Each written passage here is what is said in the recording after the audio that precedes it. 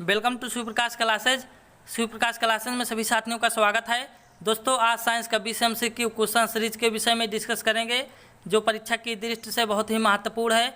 तो दोस्तों, वीडियो में अंत तक जुड़ना है ताकि सभी क्वेश्चन का लाभ उठाएं। तो आज के सेशन का शुरुआत करते हैं। आपका पहला क्वेश्चन आपके स्क्रीन पर, लेजर बीम सदा होती है। लेजर बीम सदा होती है। आपका ऑप्शन ए है अभिसारी बीम, बी है अपसारी बीम, सी है समांतर बीम, डी है इनमें से कोई नहीं। तो आपका ऑप्शन सही हो जाएगा ऑप्शन बी, यानी अपसारी बीम। लेजर बीम सदा होती है तो अपसारी बीम होती है। तो आज के सेशन का दूसरा क्वेश्चन आपके स्क्रीन पर, प्रकाश किरण पुंज, प्रकाश किरण पुंज जो अत्यंत दिशिक हो कहलाती है। आपका ऑप्शन ए है इरेजर, बी है ग्रेजर, सी है मेसर, डी है लेजर। तो आपका ऑप्शन सही हो जाएगा ऑप्शन डी, यानी लेजर। प्रकाश किरण पुंज जो अत्यंत दिशिक हो कहलाती है लेजर। तो आज के सेशन का तीसरा क्वेश्चन आपके स्क्रीन पर, परमाणु के नाभिक में होते हैं, परमाणु के नाभिक में होते हैं। आपका ऑप्शन ए है प्रोटॉन व न्यूट्रॉन, बी है प्रोटॉन व इलेक्ट्रॉन, सी है न्यूट्रॉन व इलेक्ट्रॉन, डी है सिर्फ इलेक्ट्रॉन। तो आपका ऑप्शन सही हो जाएगा ऑप्शन ए, यानी प्रोटॉन व न्यूट्रॉन परमाणु के नाभिक में होते हैं तो प्रोटॉन व न्यूट्रॉन। तो आज के सेशन का चौथा क्वेश्चन आपके स्क्रीन पर, निम्न में से अस्थायी कण है, निम्न में से अस्थायी कण है। आपका ऑप्शन ए है प्रोटॉन, बी है इलेक्ट्रॉन, सी है न्यूट्रॉन, डी है अल्फा कण। तो आपका ऑप्शन सही हो जाएगा ऑप्शन सी, यानी न्यूट्रॉन।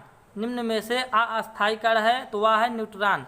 तो आज के सेशन का पांचवा क्वेश्चन आपके स्क्रीन पर, हाइड्रोजन परमाणु के न्यूक्लियस में प्रोटॉन की संख्या कितनी होती है। आपका ऑप्शन ए है 0, बी है 1, सी है 3, डी है 5। तो आपका ऑप्शन सही हो जाएगा ऑप्शन बी, यानी 1। हाइड्रोजन परमाणु के न्यूक्लियस में प्रोटॉन की संख्या कितनी होती है तो 1 होती है। तो आज के सेशन का छठवां क्वेश्चन आपके स्क्रीन पर, परमाणु में प्रोटॉन रहते हैं। आपका ऑप्शन ए है नाभिक के भीतर, बी है नाभिक के बाहर, सी है कक्षक में, डी है नाभिक और कक्षक दोनों में। तो आपका ऑप्शन सही हो जाएगा ऑप्शन ए, यानी नाभिक के भीतर परमाणु में प्रोटॉन रहते हैं तो नाभिक के भीतर।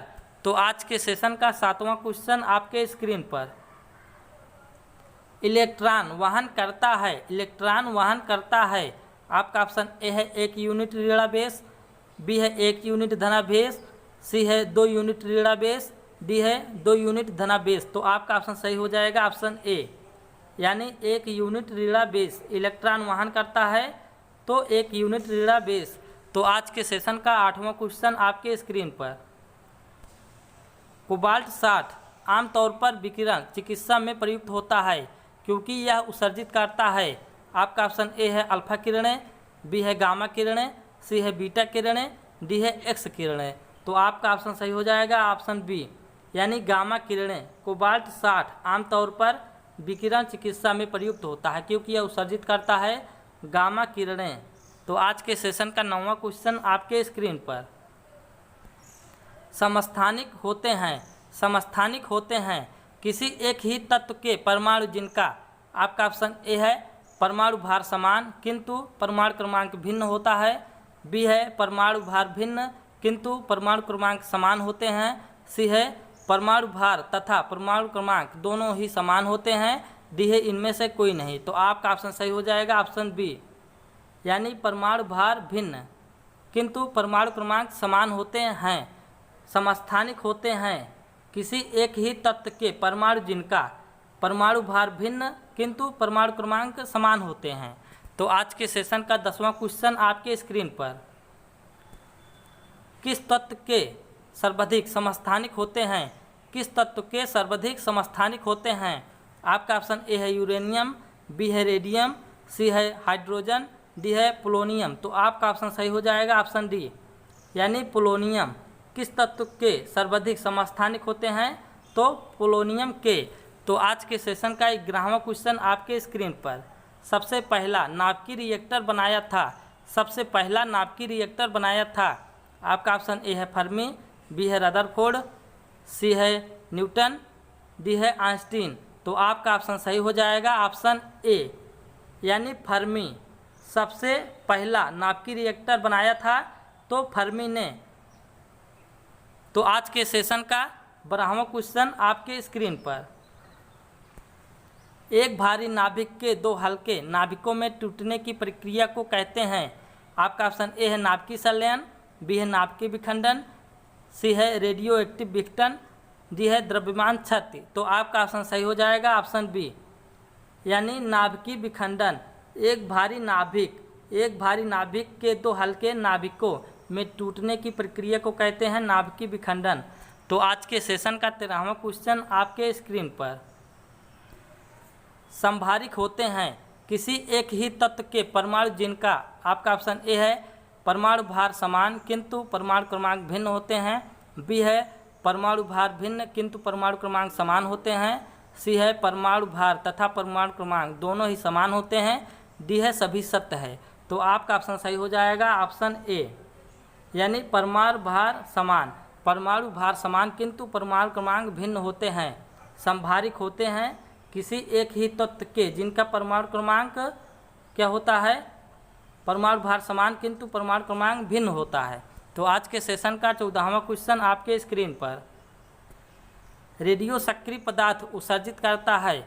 आपका ऑप्शन ए है अल्फा किरणें, बी है बीटा किरणें, सी है गामा किरणें, डी है सभी तीनों। तो आपका ऑप्शन सही हो जाएगा ऑप्शन डी, यानी सभी तीनों। रेडियो सक्रिय पदार्थ उत्सर्जित करता है, रेडियो सक्रिय पदार्थ उत्सर्जित करता है सभी तीनों, यानी अल्फा किरणें, बीटा किरणें, गामा किरणें, सभी तीनों उत्सर्जित करता है। तो आज के सेशन का 15वां क्वेश्चन आपके स्क्रीन पर। निम्न में से किसमें ऋणात्मक आवेश होता है? आपका ऑप्शन ए है एक्स किरण, बी है अल्फा कण, सी है बीटा कण, डी है गामा कण। तो आपका ऑप्शन सही हो जाएगा ऑप्शन सी, यानी बीटा कण। निम्न में से किसमें ऋणात्मक आवेश होता है? तो ऋणात्मक आवेश होता है बीटा कण में। तो आज के सेशन का 16वां क्वेश्चन आपके स्क्रीन पर। नाभिकीय रिएक्टर में न्यूट्रॉन नियंत्रण के रूप में निम्न में से क्या प्रयोग किया जाता है? आपका ऑप्शन ए है भारी जल, बी है ग्रेफाइट, सी है कैडमियम, डी है एल्युमिनियम। तो आपका ऑप्शन सही हो जाएगा ऑप्शन सी, यानी कैडमियम। तो आज के सेशन का 17वां क्वेश्चन आपके स्क्रीन पर। क्यूरी किसकी इकाई का नाम है? आपका ऑप्शन ए है रेडियोधर्मिता, बी है तापक्रम, सी है ऊर्जा, डी है ऊष्मा। तो आपका ऑप्शन सही हो जाएगा ऑप्शन ए, यानी रेडियोधर्मिता। क्यूरी किसकी इकाई का नाम है? तो रेडियोधर्मिता की। तो आज के सेशन का 18वां क्वेश्चन आपके स्क्रीन पर। रेडियो कार्बन डेटिंग की उम्र ज्ञात करने के लिए प्रयुक्त किया जाता है? आपका ऑप्शन ए है ग्रहों, बी है जीवाश्मों, सी है चट्टानों, डी है इनमें से कोई नहीं। तो आपका ऑप्शन सही हो जाएगा ऑप्शन बी, यानी जीवाश्मों। रेडियो कार्बन डेटिंग की उम्र ज्ञात करने के लिए प्रयुक्त किया जाता है तो जीवाश्मों का।